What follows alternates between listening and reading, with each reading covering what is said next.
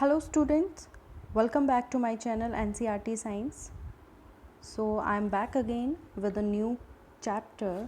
This is second chapter. Last video में हमने इसका फर्स्ट पार्ट कर लिया था. ये चैप्टर है एसिड बेसिस एंड सॉल्ट. तो आज के वीडियो में हम फर्दर इसको कंप्लीट करने वाले हैं. आज हम पढ़ेंगे reaction of non metallic oxide with basis.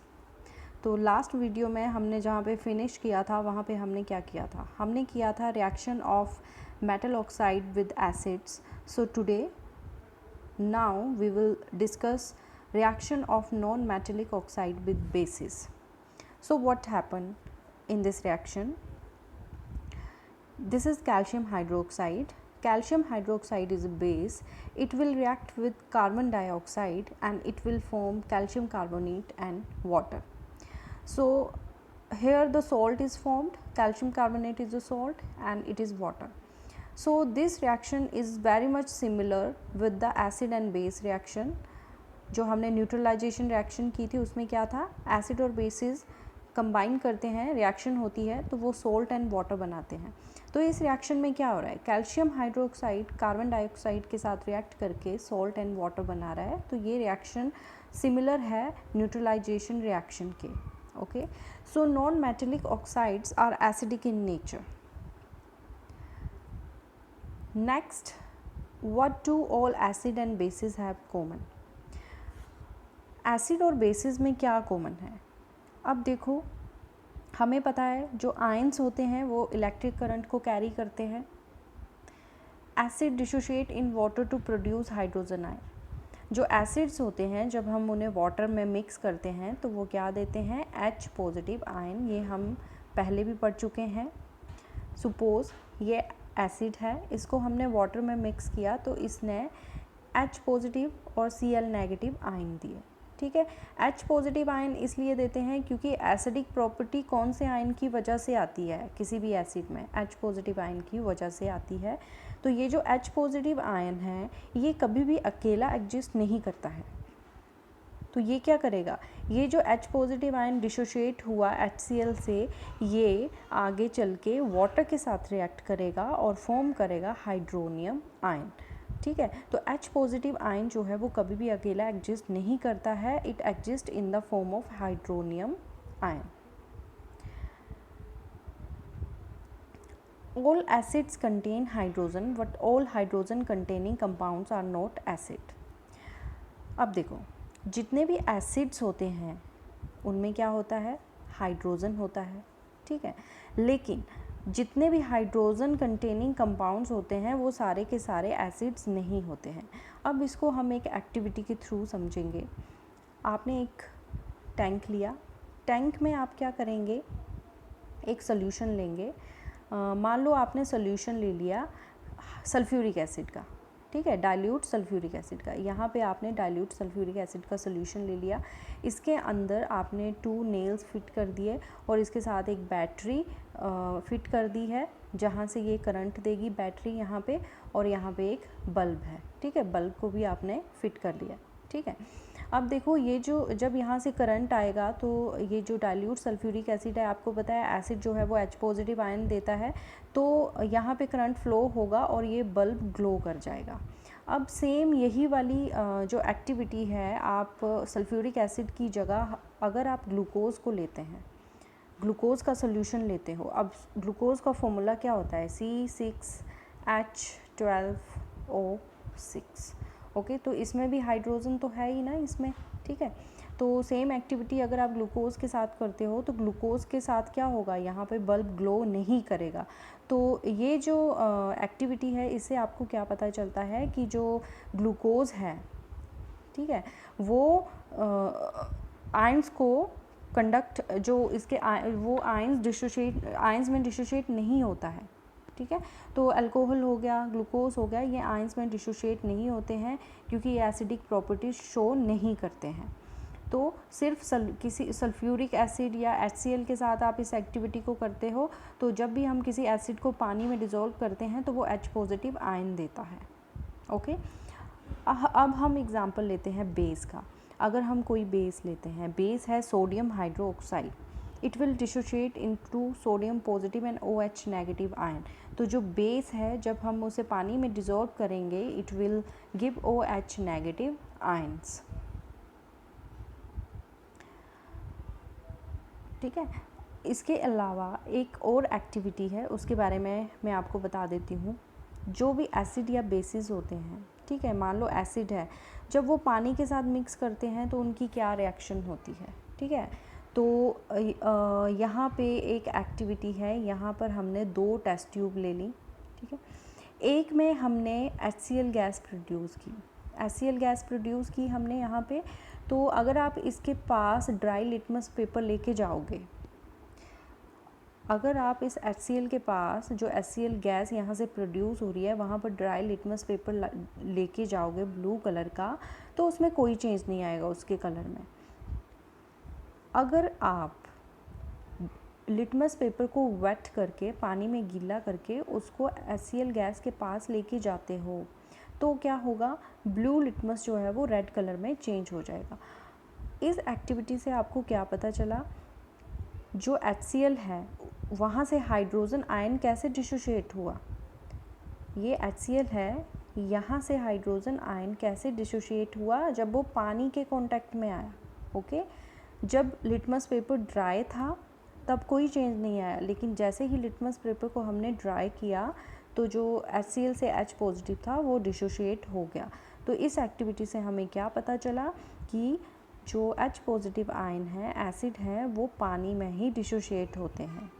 पानी जो वाटर है वो बहुत ज़रूरी है आयंस की डिसोशिएशन के लिए। ओके, नेक्स्ट है pH। What is pH? pH is a measure of hydrogen ion concentration of a solution. कोई भी सोल्यूशन है, अगर हमें उसका pH पता करना है तो pH क्या मेज़र करता है, उसकी हाइड्रोजन आयन कॉन्सेंट्रेशन को पता करता है। कोई भी सोल्यूशन है उसके हाइड्रोजन आयन की कॉन्सेंट्रेशन को मेज़र करता है pH। अगर तो सोल्यूशन में हाइड्रोजन आयन की कॉन्सेंट्रेशन लो होगी तो pH जो है वो हाई होगा, और अगर हाइड्रोजन आयन की कॉन्सेंट्रेशन ज़्यादा होगी तो pH की वैल्यू लो होगी। ओके, इसमें कंफ्यूज नहीं होना है। इसमें क्या बोला है, कोई भी सोल्यूशन है अगर उसमें हाई हाइड्रोजन आयन कॉन्सेंट्रेशन है तो pH वैल्यू लो होगी, और अगर सोल्यूशन में हाइड्रोजन आयन की कॉन्सेंट्रेशन लो है तो pH की वैल्यू हाई होगी। अब ये स्मॉल p है, ये कैपिटल H है। Small p in pH stands for potenz in German. इसका मतलब होता है पावर। pH को अगर हम इक्वेशन फॉर्म में लिखें तो कैसे लिखेंगे, pH is equal to -log H positive ion concentration. pH आपको क्या बताता है, ये किसी भी एसिडिक या बेसिक सोल्यूशन की स्ट्रेंथ को मेज़र करता है कि कोई भी एसिडिक या बेसिक सोल्यूशन है वो कितना स्ट्रॉन्ग है, कितना वीक है, इस बारे में हमें बताता है। अब देखो, अब ये जो pH है इसको हम मेज़र कैसे करते हैं, तो इसके लिए हमारे पास एक pH स्केल होती है। और scale for measuring hydrogen ion concentration is known as pH scale. pH scale में क्या होता है, हमारे पास 0 से लेकर 14 तक के नंबर्स वैल्यूज़ होती हैं pH की। At the pH value of 7 the solution will be neutral. pH value 7 पर जो सोल्यूशन होगा वो न्यूट्रल होगा, और 7 से पीछे 6, 5, 4, 3, 2, 1, 0 यहाँ पर जो सोल्यूशन है वो एसिडिक होगा, और 8, 9, 10, 11, 12, 13, 14 यहाँ पर सोल्यूशन बेसिक होगा। ओके, अब देखो यहाँ पर जो एसिडिक कैरेक्टर है वो इस तरफ को इंक्रीज़ करता है। इसका मतलब है कि मान लो किसी सोल्यूशन की वैल्यू 6 है और किसी सोल्यूशन की वैल्यू 2 है, तो जो ज़्यादा एसिडिक सोल्यूशन कौन सा होगा, जो नंबर 2 पे होगा वो ज़्यादा एसिडिक होगा। तो यहाँ पर एसिडिक करैक्टर जो है वो इंक्रीज़ कर रहा है इस तरफ को, और इस तरफ जो बेसिक करैक्टर है वो इस तरफ को इंक्रीज़ कर रहा है। फॉर एग्ज़ाम्पल, अगर किसी सोल्यूशन की वैल्यू 14 है और किसी की 9 है तो ज़्यादा स्ट्रॉन्ग बेस कौन सा होगा, जो नंबर 14 वाला होगा। ओके, तो ये है हमारी pH स्केल। अभी हमारे पास कुछ मटेरियल है, उनकी pH वैल्यूज़ क्या क्या होती हैं। जैसे जो बहुत ज़्यादा एसिडिक होते हैं, जैसे जो हाइड्रोक्लोरिक एसिड, सल्फ्यूरिक एसिड्स हो गए, या फिर जैसे वाइन होगी, कोला हो गया, ये बीच वाले नंबर में आते हैं। और जो स्लाइटली एसिडिक होते हैं, मतलब बहुत कम एसिडिक होते हैं, जैसे मिनरल वाटर हो गया, ओके, जो ब्लड है उसकी रेंज 7 और 6 के बीच में आती है। और जैसे सोप हो गया, वो भी स्लाइटली एसिडिक होता है। जो डिटर्जेंट है वो एल्कलाइन होते हैं, बीच वाली कैटेगरी में आते हैं, ठीक है। और वेरी एल्कलाइन में हमारा सोडियम हाइड्रोक्साइड हो गया, ये बहुत ज़्यादा स्ट्रॉन्ग एल्कलाइन होते हैं। एल्कलाइन का मतलब भी क्या है, बेस, ठीक है, जो बेस है उसको भी एल्कलाइन ही बोलते हैं। तो इसमें कंफ्यूज नहीं होना है, यहाँ पर बेस के लिए एल्कलाइन वर्ड यूज़ किया है। नेक्स्ट है strength of acid and base solution. अब कोई भी एसिड और बेसिक सोल्यूशन है, उसकी स्ट्रेंथ कैसी है उसके बारे में हम डिस्कस करेंगे। अब देखो, when we add acid in water it produces H positive ions in water. जब हम किसी वो एसिड को पानी में डालते हैं तो वो H पॉजिटिव आयन देता है, ये हम शुरू से ही पढ़ते आ रहे हैं। जितने ज़्यादा H पॉजिटिव आयंस होंगे उतना ही ज़्यादा एसिड स्ट्रॉन्ग होगा, ओके। तो इन्हें हम कहेंगे स्ट्रॉन्ग एसिड। बेसिक सोल्यूशन में क्या होता है, बेसिक सोल्यूशन में होता है जो H पॉजिटिव आयन की कॉन्सेंट्रेशन होती है वो कम होती है और OH नेगेटिव आयंस की कॉन्सेंट्रेशन ज़्यादा होती है, ओके। बेसिक सोल्यूशन में क्या होता है, OH नेगेटिव आयंस की कॉन्सेंट्रेशन ज़्यादा होती है और H पॉजिटिव आयंस की कॉन्सेंट्रेशन कम होती है। प्योर वाटर जो है वो न्यूट्रल होता है। न्यूट्रल में क्या होगा, H पॉजिटिव और OH नेगेटिव आयंस दोनों की कॉन्सेंट्रेशन इक्वल होगी, ओके। तो यहाँ पर डिफरेंस आप देख लो, एसिडिक में क्या होगा, H पॉजिटिव आयन ज़्यादा होंगे, OH नेगेटिव कम होंगे। बेसिक में क्या होगा, H पॉजिटिव आयन कम होंगे, OH नेगेटिव आयन ज़्यादा होंगे। और न्यूट्रल सोल्यूशन में क्या होगा, दोनों की कॉन्सेंट्रेशन इक्वल होगी, ओके। तो यहाँ पर वाटर की डिसोसिएशन दिखाई है, H2O डिसोशिएट करता है OH नेगेटिव और OH नेगेटिव आयंस में। नेक्स्ट है यूनिवर्सल इंडिकेटर्स। यूनिवर्सल इंडिकेटर्स क्या होते हैं, ये एक मिक्सचर्स होता है।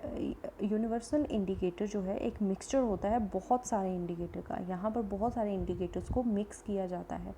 तो ये क्या करते हैं, ये डिफरेंट हाइड्रोजन आयन कॉन्सेंट्रेशन पर डिफरेंट कलर्स देते हैं। जैसे देखो, यहाँ पर नंबर 1 पर एसिड, स्ट्रॉन्ग एसिड है तो कलर थोड़ा मरून है, फिर थोड़ा सा लाइट हुआ, ऑरेंज हुआ, ग्रीन हुआ, डार्क ग्रीन हुआ, लाइट ग्रीन हुआ, है ना। तो कलर चेंज हो रहा है। तो यहाँ पे ये क्या दिखा रहा है कि यहाँ पर जैसे जैसे हाइड्रोजन आयन की कॉन्सेंट्रेशन कम या ज़्यादा हो रही है वैसे वैसे इसका कलर चेंज हो रहा है। इसे कहते हैं यूनिवर्सल इंडिकेटर।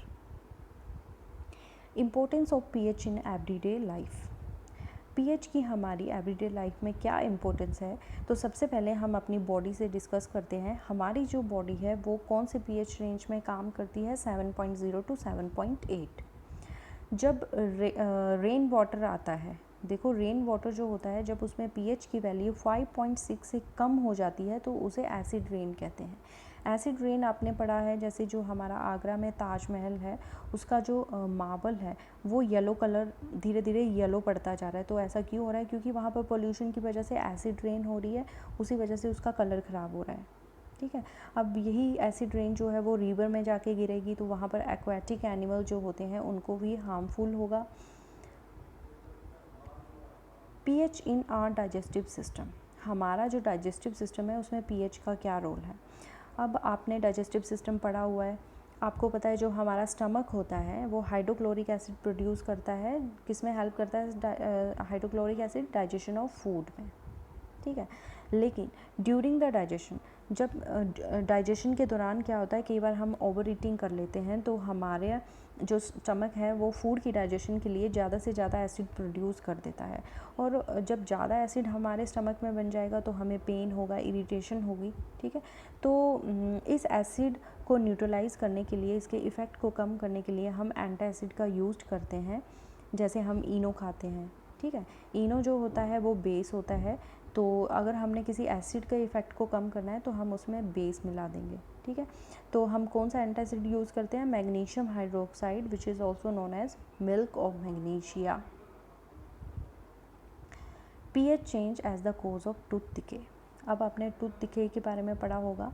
जो हमारा टूथ होता है उसका जो बाहर वाली कवरिंग होती है that is known as enamel, ये कैल्शियम हाइड्रोक्सी एपेटाइट से मिलके बनी होती है। Okay, it is the hardest substance in the body.